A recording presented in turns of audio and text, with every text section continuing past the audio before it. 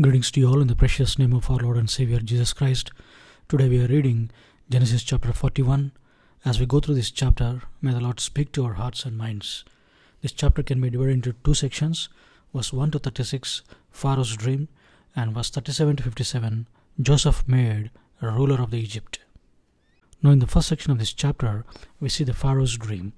2 full years had passed. Pharaoh had dreamed. He was standing by the Nile River, and there came up from the Nile River fat cows feeding in the meadows. And then after that, 7 lean cows stood beside and ate the fat cows. And Pharaoh wakes up and he sleeps again. Now he gets another dream with the 7 good heads growing on a single stalk, and the 7 thin heads swallowed up the good heads. And it was a dream, and Pharaoh wakes up.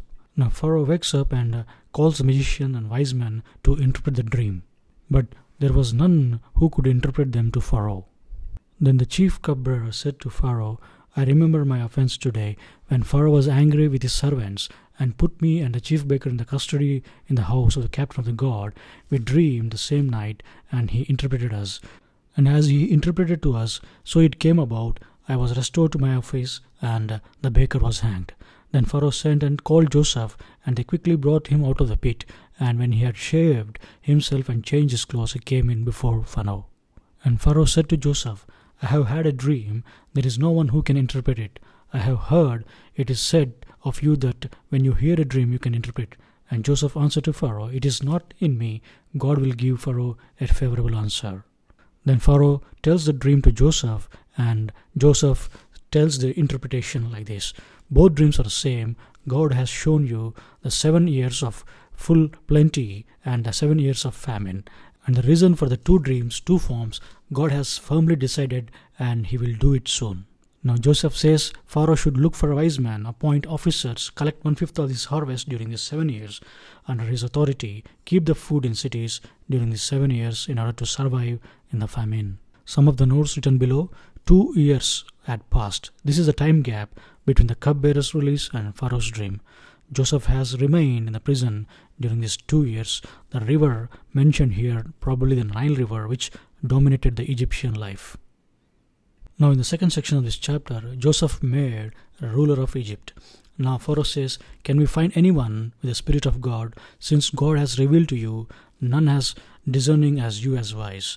You shall be in charge of my court. All shall obey you. Only I am 1 rank higher than you, says Pharaoh. Then Pharaoh took his signet ring from his hand and put it on Joseph's hand, and clothed him in garments of fine linen, and put a gold chain about his neck. And Pharaoh called Joseph's name as Zaphenath-Paneah, and he gave him marriage Asenath, the daughter of Potiphar, priest of On. And so Joseph went out over the land of Egypt, and he was 30 years old. During the 7 plentiful years, the earth produced abundantly, and he gathered up all the food these 7 years, which occurred in the land of Egypt, and put food in the cities. And he put in every city the food from the fields around it. And Joseph stored up again the great in abundance, and like the sand of the sea, until he ceased to measure it, for it could not be measured. Before the famine began, Joseph has 2 sons, Manasseh and Ephraim. Manasseh means, For God has made me forget all my toil and all my father's house. Ephraim means, For God has caused me to be fruitful in the land of my affliction. Now just as Joseph said, all the land the famine came, and people cried to Pharaoh for bread. And Pharaoh said, All the Egyptians, go to Joseph and do what he says. So when the famine had spread over all the land, Joseph opened all the storehouses and sold to Egyptians, for the famine was severe in the land of Egypt.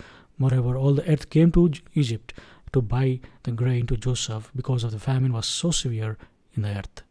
Some of the notes written below, the magicians or the wise men or the class of scholars associated with the courts of the ancient Middle East. They were either functionaries of pagan religions or merely observers or interpreters of life. And verse 9, that the chief butler spoke.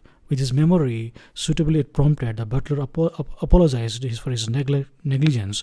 Then he says, I remember my faults, and informed Pharaoh of the Hebrew prisoner and his accurate interpretation of dreams 2 years earlier.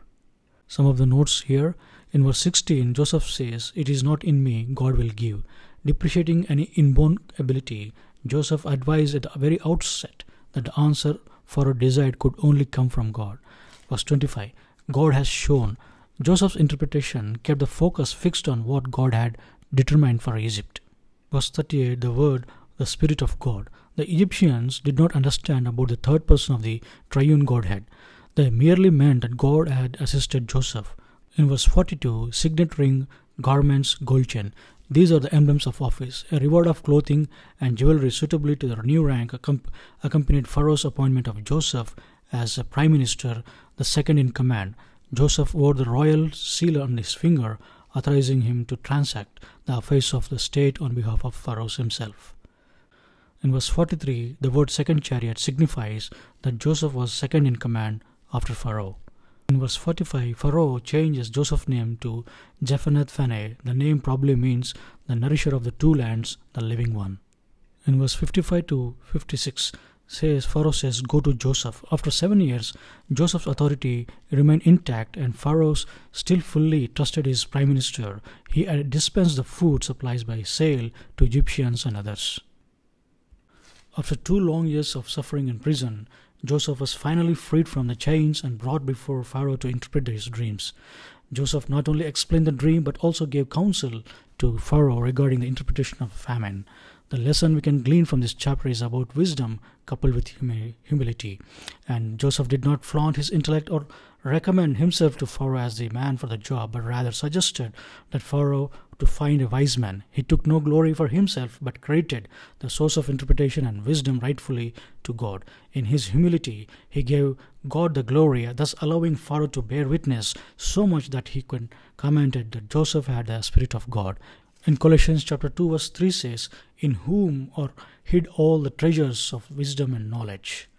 To be humble is to have the mindset that we must bring ourselves low and let God be exalted, knowing that we are dependent on God and can do nothing apart from Him. When we are lowly in heart, it allows our non-Christian friends to see God clearly and know Him better. Friends, if we are willing to put our pride aside and stay humble, you will be surprised to see what God is able to do through you and me when He is lifted and exalted. May the Lord bless this short meditation in the edification of our lives and continue to speak to us. Amen.